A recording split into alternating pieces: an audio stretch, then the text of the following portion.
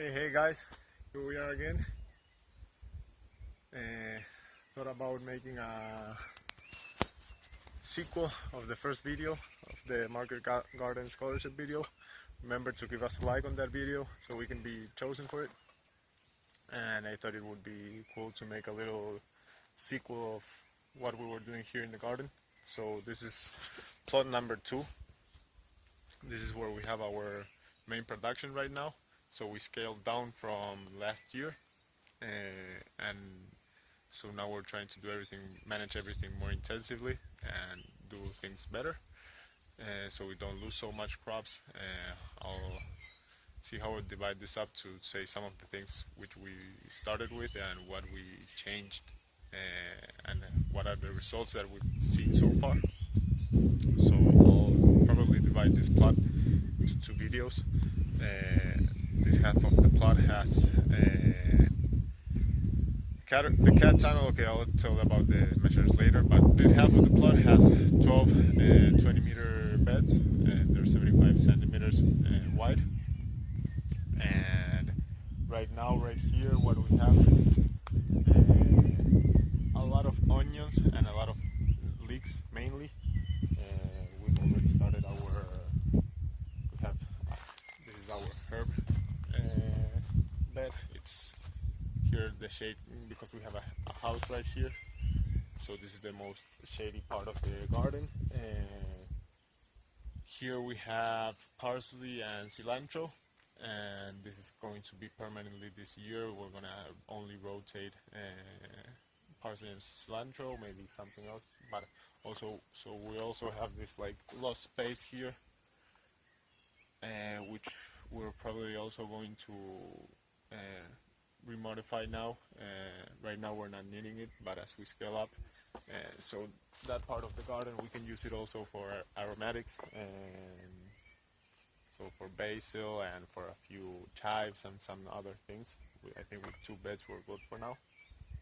And then this shadier part is going to become in the summer. It's going to become our lettuce and green beds. So right now we started replanting this year from that side to here. So because in the winter that's the sunniest part. So right there, right now we have like 5,000 onions. About another, as we come here, we have about another, I think, 4,000 or so leeks.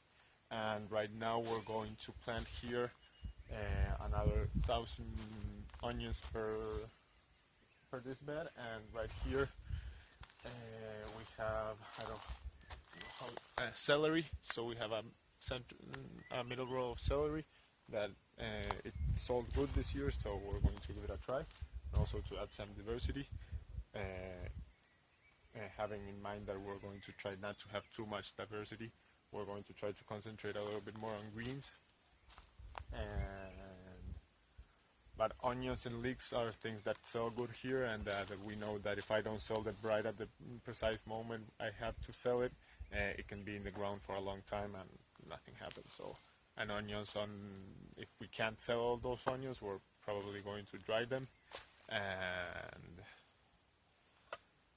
and have them for stock, have them to sell later. But our goal is to make at least 2 rotations of onions. We're selling them as green onions by the bunch. So that's also, it's being a nice crop. I like to grow it mainly because it gives us that ability to play with time. But still, here we have some spinach also that it didn't come out too good. So, but we're getting a few cuts. We're starting to get some cuts now, and that's a little bit of what we're doing in this half of the plot. And let's see. Okay, so another thing here. Last year to start this beds, the only thing we did was broad fork, and then added, and we realized that we did it wrong, that we did that wrong.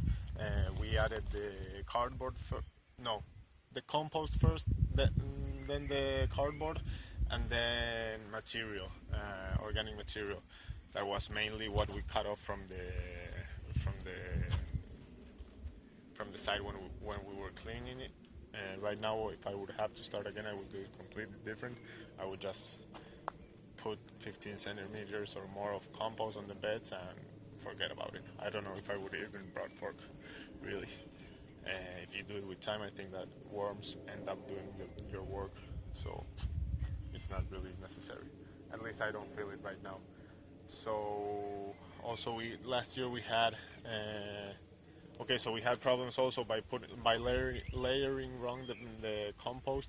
So first we should have put first the cardboard, then the compost, and then eventually the material on top of it. So there was we couldn't get those layers wet enough for it to decompose. So probably also because we started the gardens starting beginning of spring, and so layering things there. If you're in a dry climate like we are here, and we have 3 months of dryness, no rains, so that also like difficults everything to decompose. So the plants didn't really have available nutrients, and you could see that they were not thriving, and we lost a lot of crops.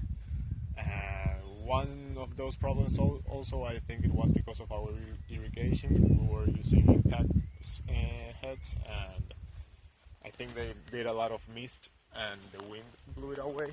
And now we passed to the wobbler system, and we have it in a simple